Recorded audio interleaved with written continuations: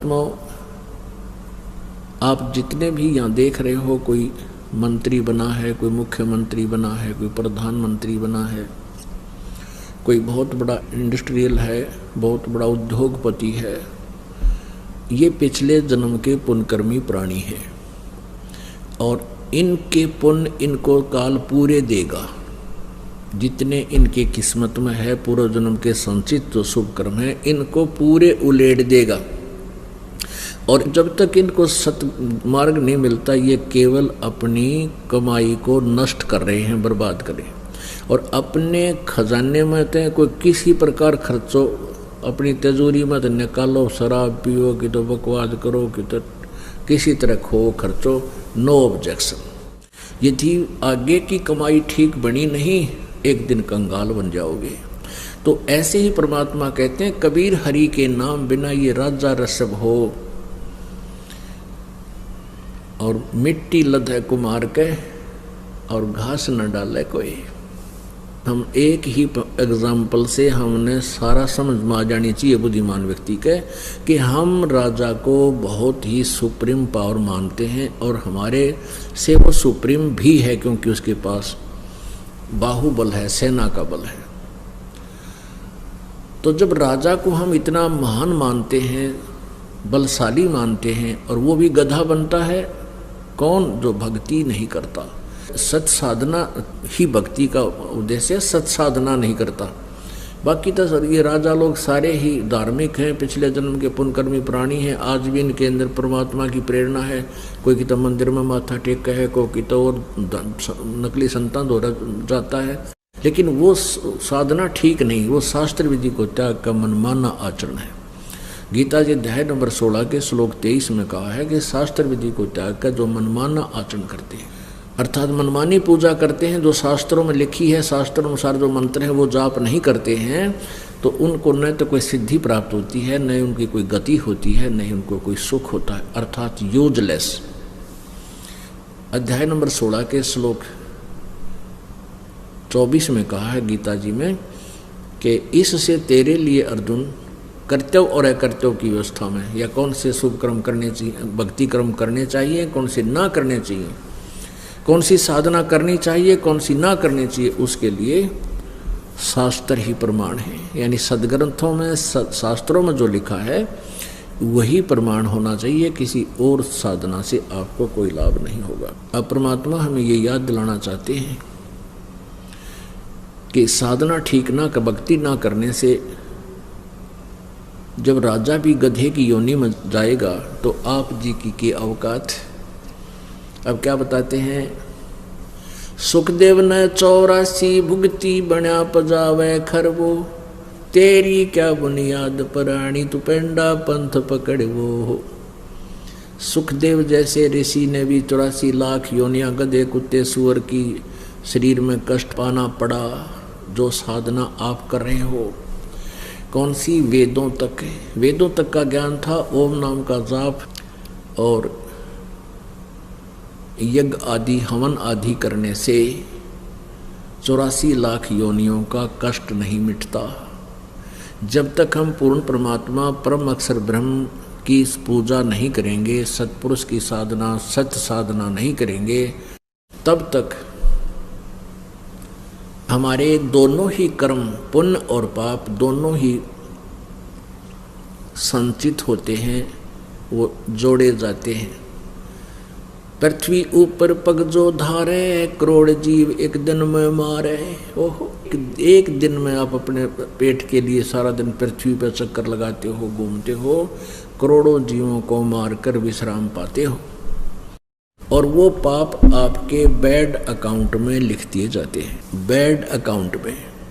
और फिर आपने कितने चींटियों को दाने डाल दिए, आपने कितने छत पर पक्षियों को दाने डाल दिए, कोई कितना और प्याऊ खुलवा दी, कोई भंडारा कर दिया, वो आपके गुड अकाउंट में लिख दिए जाते हैं। और जैसे किसी संत से लेकर जो अधिकारी हो ओम नाम देने का, उससे जाप लेकर के उसको गुरु बना करके साधना की, तो वो आपके भक्ति क्रम अलग से नोट किए जाते हैं। ये ओम नमः शिवाय ये कोई मंत्र नहीं है, ये कोई जाप नहीं है। राधे श्याम राधे राधे राधे श्याम राधे, हरे राम हरे कृष्ण सीताराम राधे श्याम, ये कोई मंत्र नहीं है। ये तो मनमुखी आचरण है, मनमुखी अपने मन राज्य, अपने मन को प्रसन्न करने वाली बातें हैं। तो इनसे कोई लाभ नहीं होना। जैसे ओम नाम का जाप किसी अधिकारी से लेकर किया तो उसके ओम नाम के जाप से वो अलग लिख दिया जाता है। और उसके साथ साथ एक और कंपलसरी बीमारी ला रखी है इस काल ने कि हठ योग अवश्य करते हैं। बैठ कर 2-2 घंटे 4-4 घंटे या तप करते हैं, खड़े होकर बैठ कर। ऋषियों ने तो हजारों वर्षों कई वर्षों तक किया, तो वो तप बन जाता है, वो अलग लिख दिया जाता है। सबका अलग अलग फल मिलता है। जैसे अब एक तरफ तो हम कहते हैं कि जो परमात्मा की सच साधना नहीं करते, परमेश्वर कबीर जी की भक्ति नहीं करते, उनकी साधना, उनका जीवन व्यर्थ है। दूसरी तरफ हम ये भी कहते हैं कि जो जैसा कर्म करता है उसको वैसा फल अवश्य मिलता है। तो ये दोनों बात कंट्राडिक्टरी स्टेटमेंट होगी नहीं, ये समझ का अंतर है।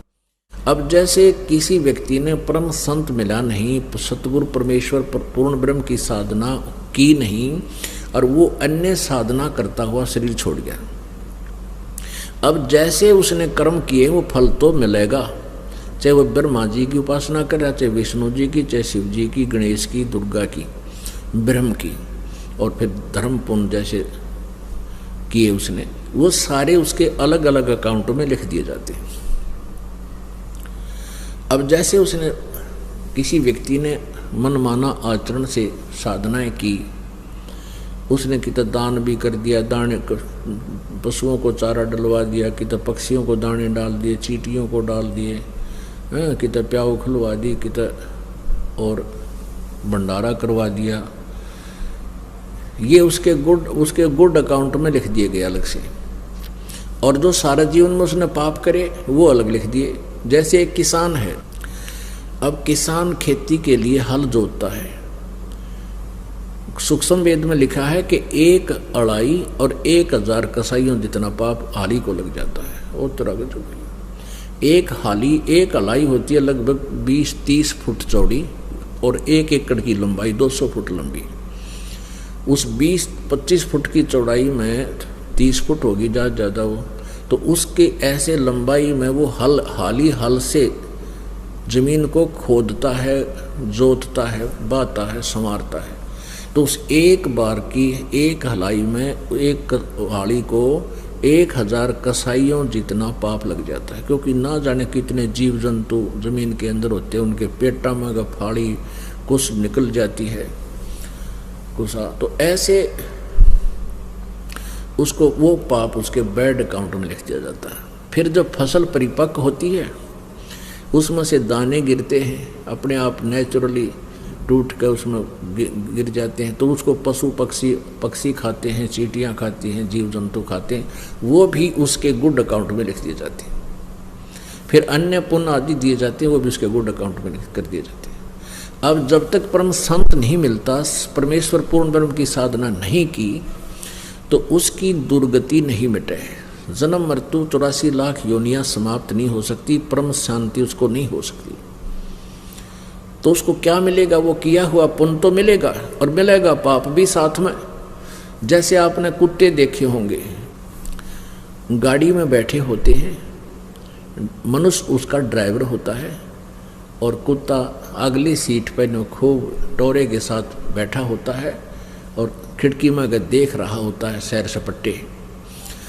अब वो प्राणी जिसने पिछले जन्म में पुण्य किए, अच्छे पुण्य किए, लेकिन संत पूर्ण मिला नहीं, परम संत के और पूर्ण परमात्मा की साधना की नहीं, वो किया हुआ वर्क डन तो उसको मिल गया, वो कर्म तो मिल गया, लेकिन मिला कुत्ते के जीवन में।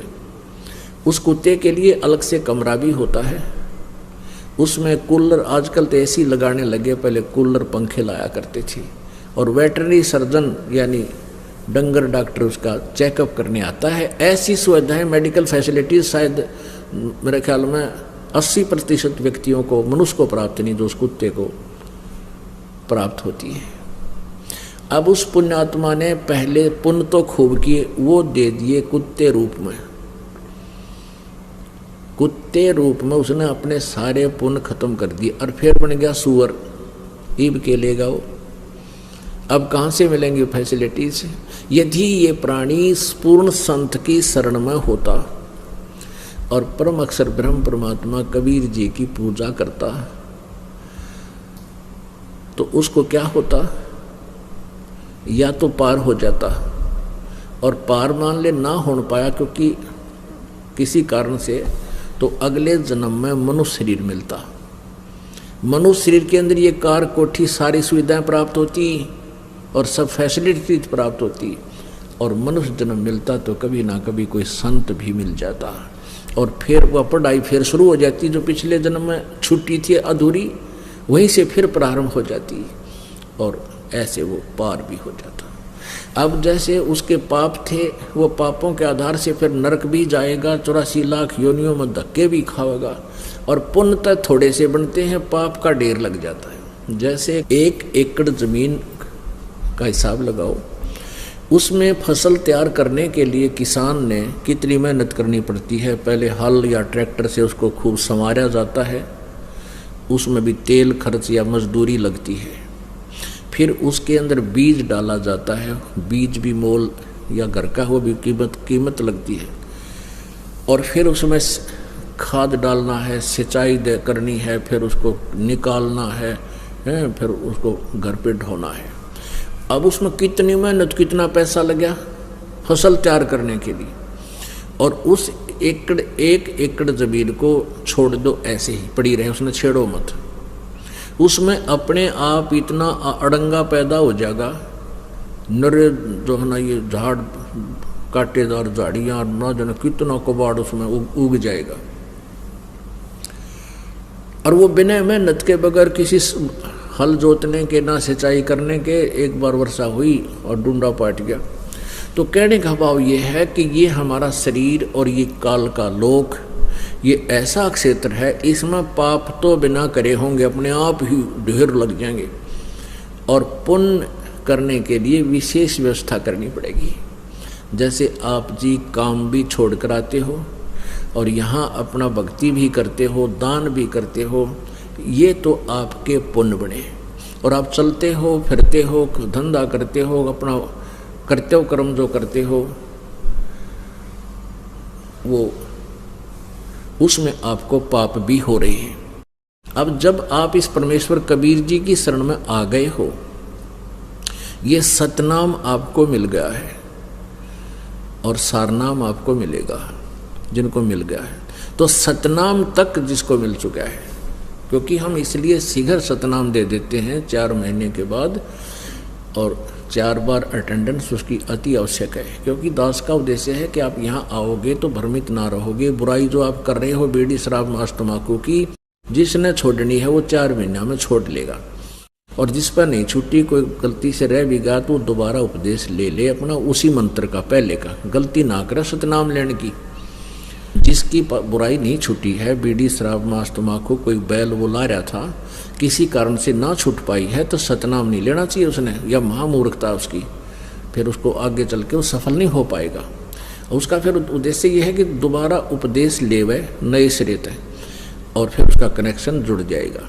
तो 4 महीने हम इसलिए ढील देते हैं सतनाम देने की कि इसमें को बुराई होगी, बैल होगी, वह छूट जाएगी, और इसकी कमाई हो जाएगी, तब सतनाम दिया जाएगा, तब सतनाम इसको चलेगा, वैसे चलेगा नहीं।